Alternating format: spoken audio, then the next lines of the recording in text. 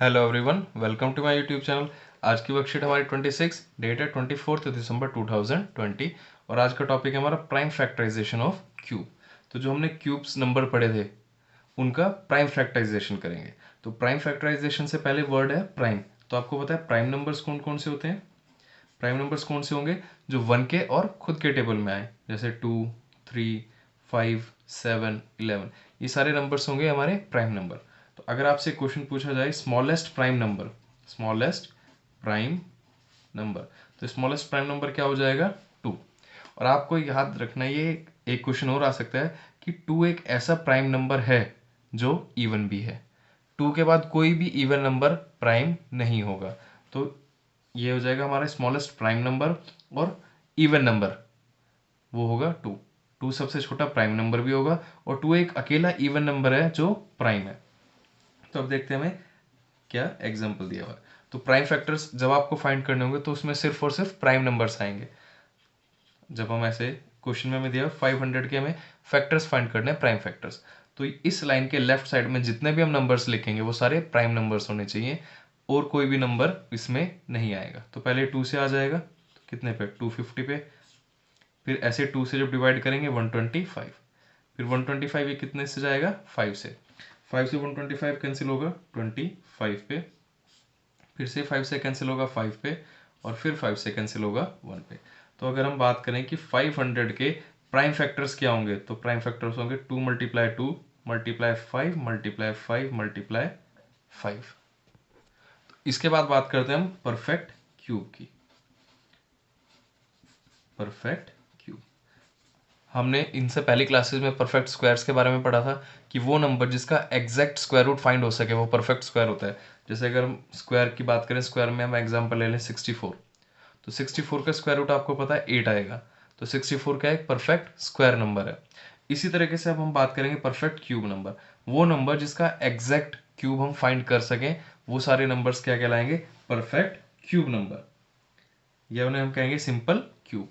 तो आपको याद रखना है वो नंबर्स जिनका हम एग्जैक्ट एक होल नंबर में क्यूब रूट फाइंड कर सकें, वो सारे नंबर्स क्या होंगे? Perfect cube. अगर हम इसी का एग्जांपल ले 500 का, तो 500 हम बात क्या पढ़ रहे हैं अभी? क्यूब के बारे में।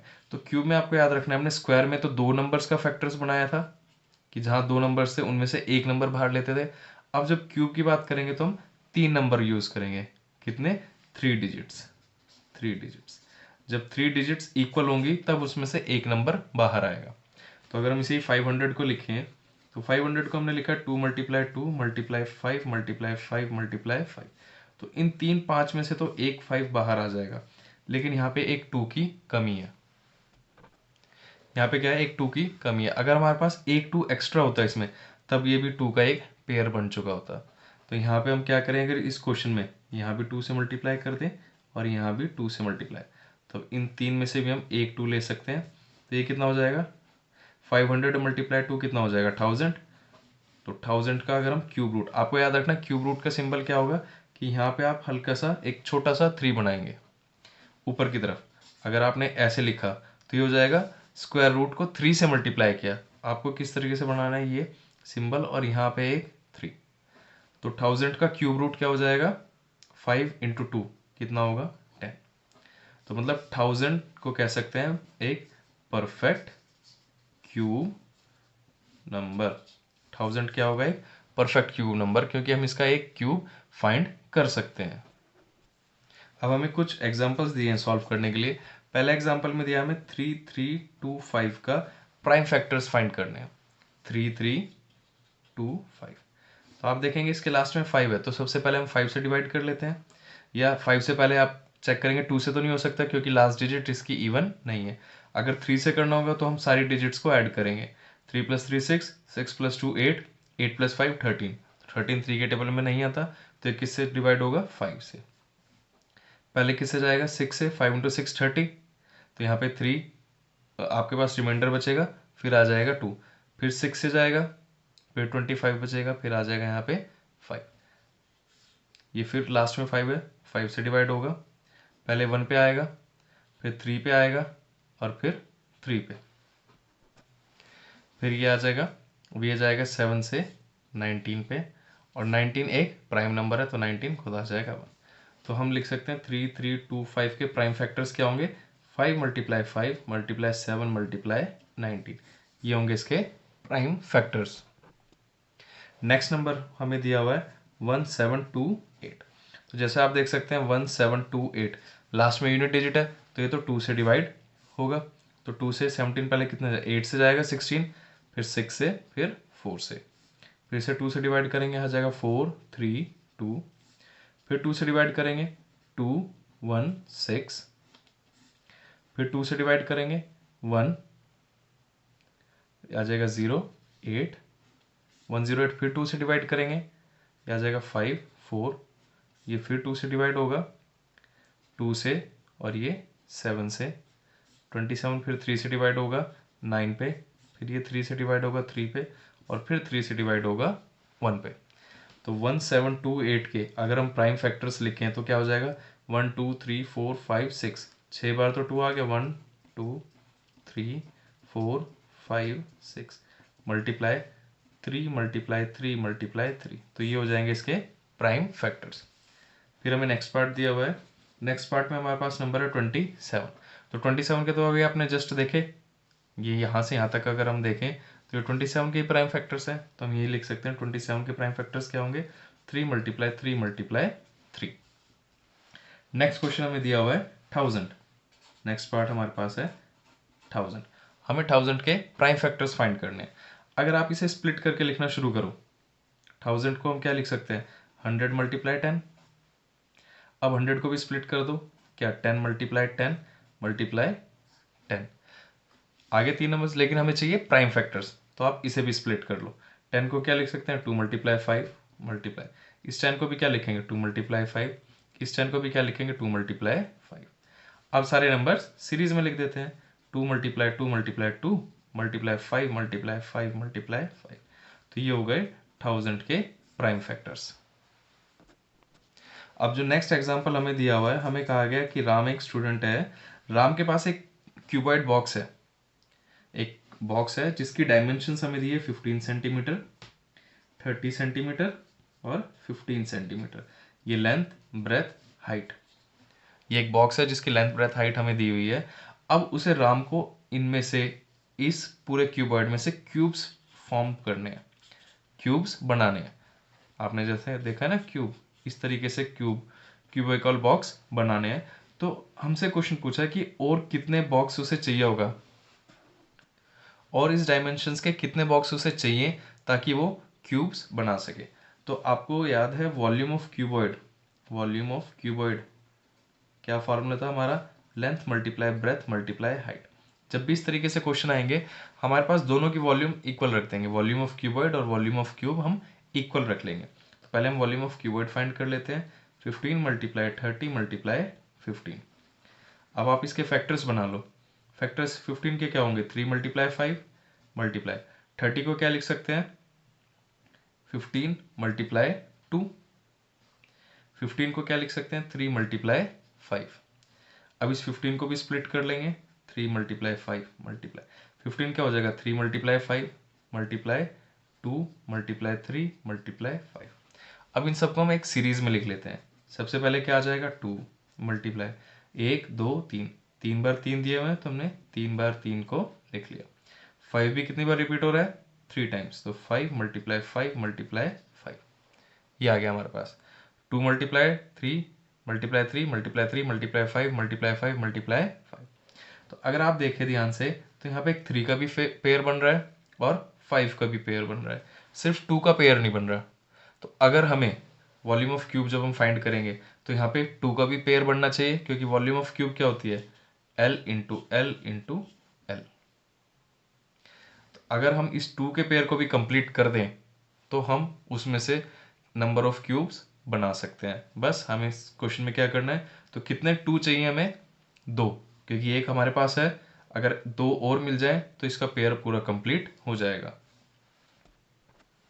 तो ये क्या हो जाएगा हमारे पास 2 × 2, तो हम इसे लिख सकते हैं 2 × 2 = 4। तो राम को कितने क्यूबॉइड चाहिए 4 क्यूबॉइड्स, राम को कितने क्यूबॉइड चाहिए 4 क्यूबॉइड, तब वो ये क्यूब बना सकता है।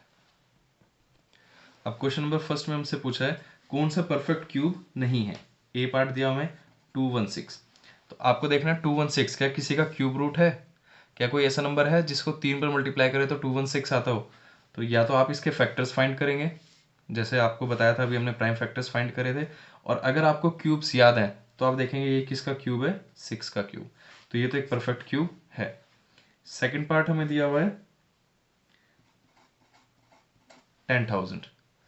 अब पूछा है क्या ये एक परफेक्ट क्यूब है, तो अगर आप इसे भी ध्यान से देखें हम क्या लिख सकते हैं इसे 100 मल्टीप्लाई 100, और 100 को क्या लिख सकते हैं 10 मल्टीप्लाई 10, इस 100 को भी लिखेंगे 10 मल्टीप्लाई 10।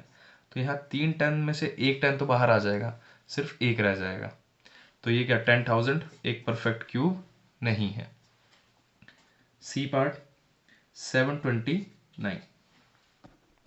729 आपको याद है किसका क्यूब होगा, ये 9 का। तो ये भी एक परफेक्ट क्यूब है।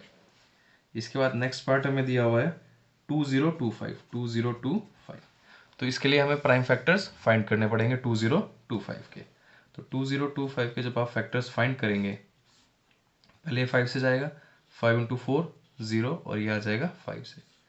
फिर ये 5 से जाएगा 8 1, फिर ये 9 से, हम क्योंकि प्राइम फैक्टर्स फाइंड करने हैं तो हमें ये 3 से करना होगा।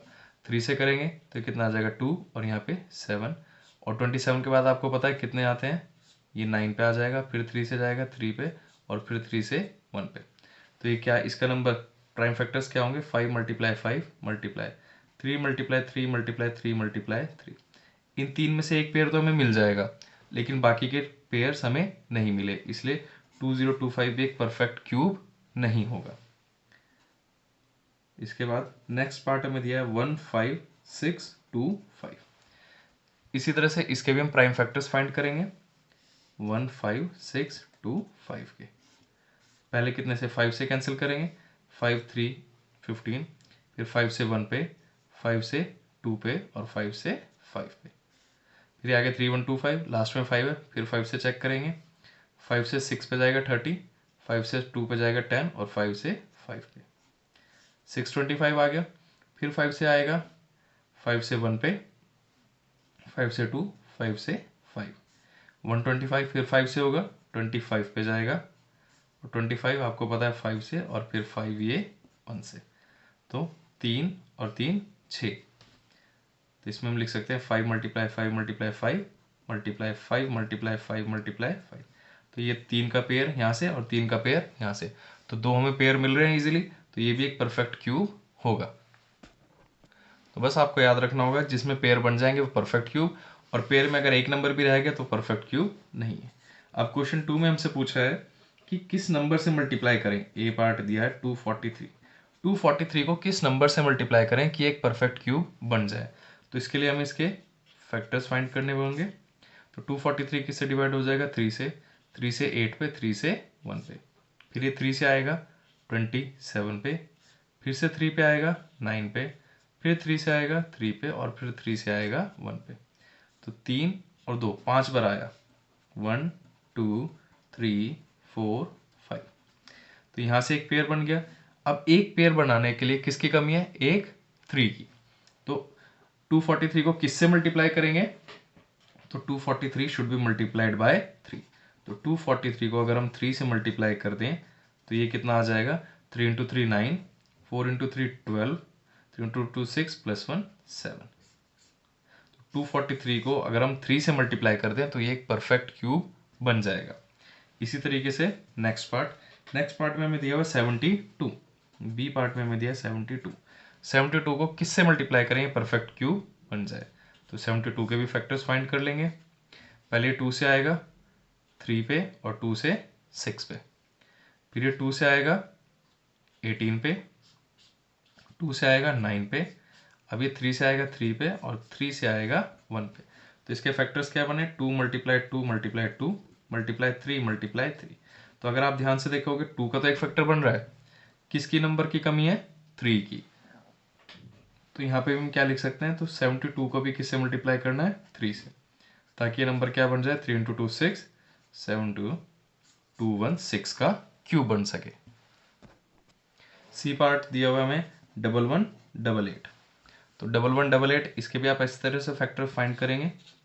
तो पहले कितने से आ जाएगा ये, 2 से 5 पे, 2 से 9 पे, 2 से 4 पे, फिर 2 से आ जाएगा 2 पे, 9 पे, 7। अब आप चेक करेंगे कितने से, 9 + 7 16 17 18, तो 3 से डिवाइड हो जाएगा, 9 पे आएगा 27, फिर 9 पे आएगा 27, 3 से आएगा 30, 3 पे, 3 से आएगा 11 पे, और 11 से आएगा 1 पे। तो 118 के फैक्टर्स क्या हो गए, 2 × 2 × 3 × 3 × 3 × 11। तो अब अगर आप इसे फिर से देखें ध्यान से, 3 का तो एक फैक्टर बन गया, 2 के एक फैक्टर की कमी है, और यहाँ पे 2 11 की कमी है। तो हमें किससे मल्टीप्लाई करना होगा, 11 88 को किससे मल्टीप्लाई करेंगे, एक 2 से और 2 बार 11 से। तो ये आ जाएगा 11 88 मल्टीप्लाई 11 × 11 आपको पता था कितना आता है, 121, और 121 का डबल 242। तो इसे हमें किससे मल्टीप्लाई करना है, 242 से, ताकि एक परफेक्ट क्यूब बन सके। नेक्स्ट पार्ट हमें दिया है 392। 392 के भी हम फैक्टर्स फाइंड करेंगे। तो पहले 2 से आ जाएगा 1, 1 आ जाएगा, फिर ये 9 से, और फिर आ जाएगा 6 से, फिर 2 से आएगा 9 से, और ये आ जाएगा 8 से, फिर 2 से आएगा 4 पे, और ये आ जाएगा 9 पे, फिर 7 से, और फिर 7 से 1। तो इसके फैक्टर्स आगे 2 × 2 × 2 × 7 × 7। इसमें भी अगर आप ध्यान से अब देखें कि 2 का तो आपके पास एक पेयर बन गया, किसकी कमी है, 7 की। तो हम क्या लिख सकते हैं, 392 को किससे मल्टीप्लाई करना है हमें, 7 से। 7 से मल्टीप्लाई करेंगे तो एक पूरा परफेक्ट क्यूब नंबर बन जाएगा। नेक्स्ट पार्ट हमें दिया है 128। ऐसे आप 128 के भी फैक्टर्स फाइंड करेंगे। तो ये आ जाएगा 128, 2 से जाएगा 6 पे, फिर 4 से, फिर 2 से जाएगा 30 2 पे, 2 से जाएगा 1 6, 2 से जाएगा 8, 2 से जाएगा 4, फिर ये 2 से जाएगा 2 पे, और फिर 2 से जाएगा 1 पे। तो ये कितनी बार आ गया, 3 3 6 बार। तो 1 2 3 1 2 3 और एक एक्स्ट्रा। इसमें भी आप नोटिस करेंगे कि यहाँ पे भी एक पेयर बन गया 3 नंबर का, यहाँ पे भी एक 3 नंबर का पेयर बन गया, सिर्फ एक 2 रह गया। इसके साथ अगर 2 2 और होते, मतलब 4, इसका मतलब क्या है, 128 को किससे मल्टीप्लाई करना है, 2 × 2 से। मतलब 128 को आपको 4 से मल्टीप्लाई करना है, ताकि एक परफेक्ट स्क्वायर नंबर बन सके। इसी तरह से बस हमसे क्वेश्चन में यही पूछा था किस किस से मल्टीप्लाई करें। आपने देख लिया, जैसे 118 को 242 से मल्टीप्लाई करना है, 392 को 7 से, ताकि यहाँ पे जैसे ही हम 7 से मल्टीप्लाई करें ये पूरा एक पेयर कंप्लीट हो जाए। ऐसे ही जैसे यहाँ हम 2 बार 2 से मल्टीप्लाई करें, ये भी पूरा एक पेयर कंप्लीट हो जाए। अगर पूरा पेयर कंप्लीट हो जाता है तो ये नंबर हमारा परफेक्ट क्यूब नंबर बन जाएगा। वीडियो को लाइक करें, शेयर करें, और चैनल को सब्सक्राइब करना ना भूलें। रेगुलर अपडेट्स के लिए आप बेल आइकन को भी प्रेस कर लें। Thank you.